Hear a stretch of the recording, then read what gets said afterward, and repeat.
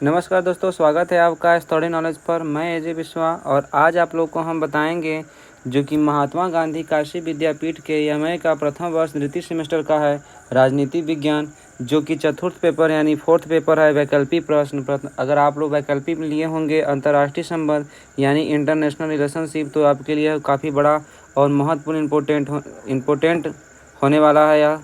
यह जो कि टॉपिक है, यह जो आपका वीडियो है, जो सेशन है, यह बहुत इंपॉर्टेंट होने वाला है, तो इसे आप लोग समय से देखते रहिए। उससे पहले हम देख लेते हैं महात्मा गांधी काशी विद्यापीठ वाराणसी के जो राजनीति विज्ञान का एमए का प्रथम वर्ष यानी सेकेंड सेमेस्टर है, उसमें से अंतर्राष्ट्रीय संबंध जो है इंटरनेशनल रिलेशनशिप, उसके पाठ्यक्रम क्या है, सिलेबस क्या है। सबसे पहले देखिए सिलेबस कहता है क्या है। द्वितीय विश्व युद्ध जो है सिलेबस में, द्वितीय विश्व युद्ध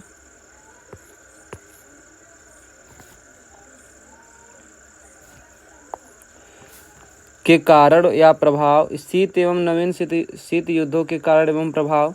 और दूसरा है निशस्त्रीकरण, शस्त्र नियंत्रण, CTBT NPT। और तीसरा है जो कि है सिलेबस NIO, विकासशील देश की समस्याएं, NAM। यह जो चौथा जो इकाई है यानी सिलेबस का चौथा इकाई है अंतर्राष्ट्रीय शक्ति संरचना, एक ध्रुवीयता, दो ध्रुवीयता, बहुध्रुवीयता और बहुकेंद्रीयता, विश्व व्यवस्था पर प्रभाव, उदारीकरण, वैश्वीकरण और परमाणु हथियार, ग्लोबल वार्मिंग और राजनीतिक, अंतर्राष्ट्रीय आतंकवाद और मानवतावाद। यह जो हमारे पाठ्यक्रम है जिसके हम अंतर्गत हम क्या है पढ़ेंगे, यह जो है पूरा का पूरा जो है कि हम पढ़ेंगे। तो सबसे पहले इकाई देख लेते हैं। पहला यह जो है कि महात्मा गांधी काशी विद्यापीठ वाराणसी के द्वितीय सेमेस्टर है यानी एमआई का द्वितीय सेमेस्टर है, जो राजनीति विज्ञान है। चतुर्थ सेमेस्टर का वैकल्पिक प्रश्न इंटरनेशनल रिलेशन जो है, अगर आपका यह इंटरनेशनल रिलेशनशिप होगा तो रिलेशन होगा तो चलिए अब आगे बढ़ते हैं, अपना टॉपिक वापस आते हैं। जो हमारे सिलेबस के अनुसार मैंने जो है कि वीडियो को संक्षिप्त में बनाया है, ताकि आप लोग इसे एक बार दो बार देख लेंगे तो पेपर में आपको आसानी होगी, क्योंकि अक्सर इसी से सिलेबस से ही पूछेगा। मैं सिलेबस को ही अनुसार छोटे छोटे चीज़ें बता रहा हूँ। देखिए सबसे पहले मेरे सिलेबस में था कि द्वितीय विश्व युद्ध जो है उसके कारण और परिणाम। सबसे पहले देख लेते हैं द्वितीय विश्व युद्ध हुआ क्या था, उसका कारण क्या था होने का। तो वर्साई की संधि जो होती है 1919 ईस्वी में, जिसमें जर्मनी पर कठोर शर्तें लगाई गई, जिससे जर्मनी बदला लेने के मूड में था।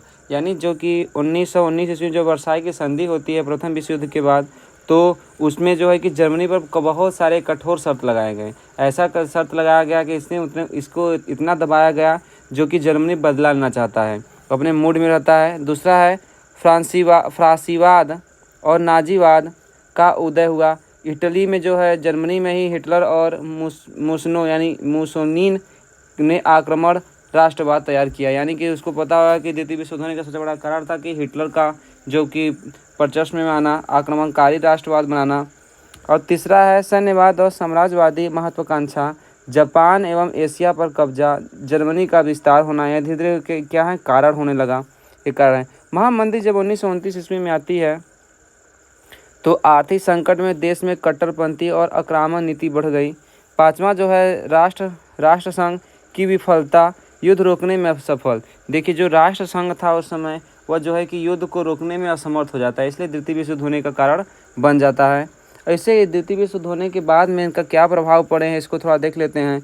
जिसमें जो है कि 7 करोड़ से अधिक लोगों की मौत हुई, यानी लाखों लोग मारे गए, जिसमें से करीब आंकड़ा लगाया जाता है लगभग कि 7 करोड़ से अधिक जो जनसंख्या थी द्वितीय विश्व युद्ध के कारण मारी गई।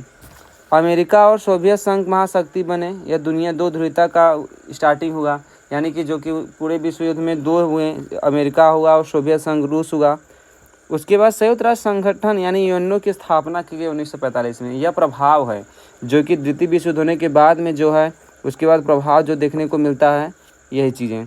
और उसके बाद है औपनिवेशिक देशों में स्वतंत्रता आंदोलन में बल मिला, शीत युद्ध की शुरुआत हो गई। ये जो है प्रभाव है। शीत युद्ध क्या होता है, दूसरा सिलेबस में यह शीत युद्ध जो है कोल्ड वार, और नव शीत युद्ध जो है न्यू कोल्ड वार क्या है, इसको थोड़ा देख लेते हैं। ये भी सिलेबस में है। शीत युद्ध जो है कि 1945 से 1991 तक चला।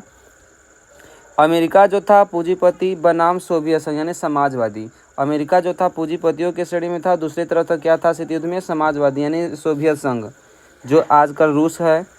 दोनों देशों में सीधे युद्ध नहीं किया, बल्कि हथियारों की होड़ कूटबंदी, अंतर्राष्ट्रीय प्रतिस्पर्धा और प्रतिनिधि युद्ध किए गए हैं, जैसे कि कोरिया युद्ध, वियतनाम युद्ध। ये सब युद्ध हैं, यानी डायरेक्टली युद्ध न करके वो जो है कि आपके कूटबंदिता के द्वारा, अंतर्राष्ट्रीय प्रतिस्पर्धा के द्वारा, और बल्कि हथियार की होड़ लग गई, यानी दौड़ लग गया हथियार का।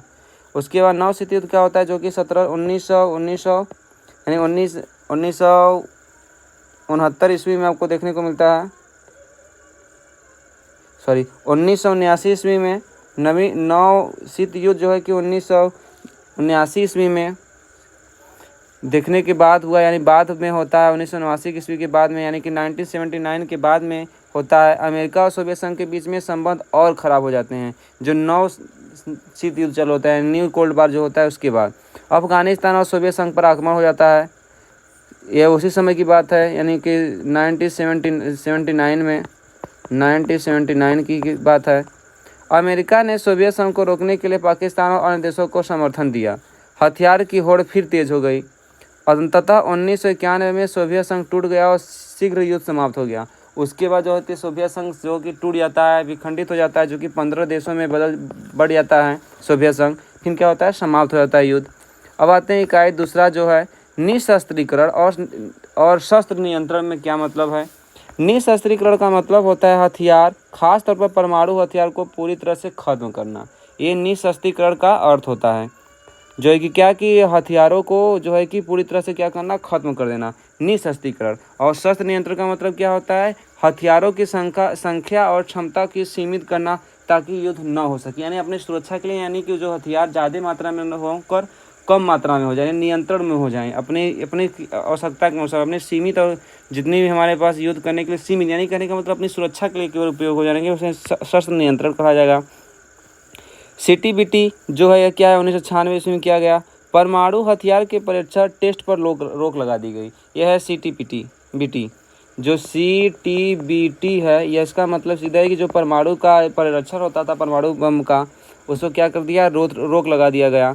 भारत और पाकिस्तान में इसके साइन नहीं किया। और भारत और पाकिस्तान, देखिए ये भी मोस्ट इंपॉर्टेंट है, पेपर में पूछ सकता है कि ऐसा कौन सा देश है जो कि CTBT में सिग्नेचर नहीं किया था, तो कहिएगा भारत और पाकिस्तान। इस पर हमेशा साइन नहीं करता है, यानी कि लिस्ट बनती है इसमें साइन करना होता है, लेकिन भारत और पाकिस्तान जो होता है साइन नहीं करता है। इसीलिए इसी कारण जो है कि बाद में जो है कि भारत अपना परमाणु हथियार जो है इसका परीक्षण करता है।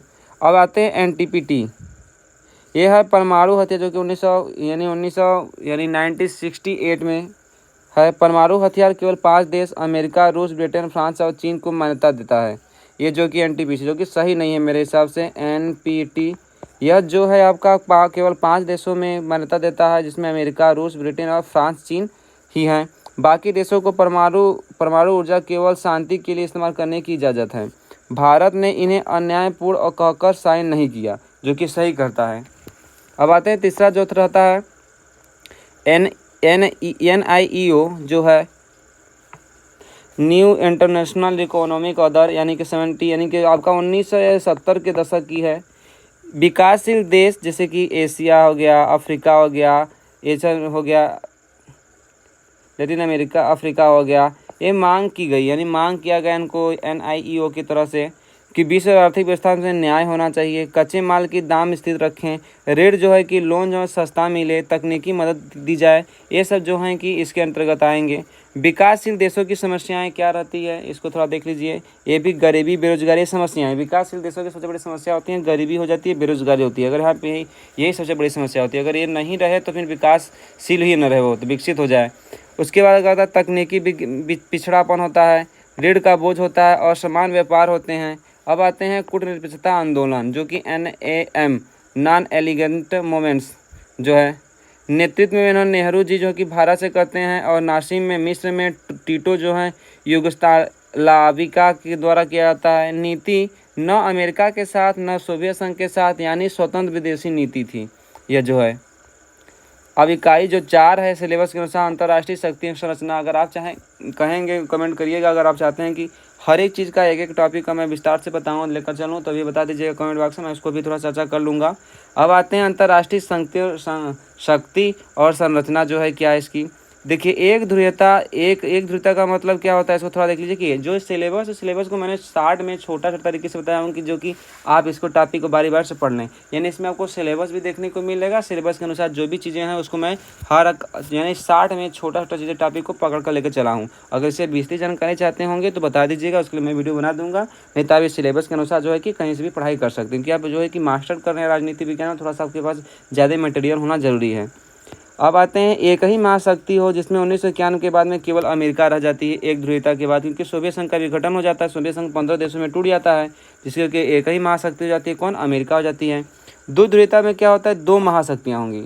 इसमें दो ध्रुवीयता में क्या है, दो महाशक्तियाँ होगी, एक होता अमेरिका और दूसरा क्या था, सोवियत संघ, जो कि 1945 लेकर 1991 तक चला देखने को मिलता है। तीसरा है बहुध्रुवीयता, जो है कई शक्तिशाली देश जैसे आज जो है अमेरिका, चीन, रूस, ये यूरोपीय संघ, ये भारत जो है कि बहुध्रुवीयता वाले हैं।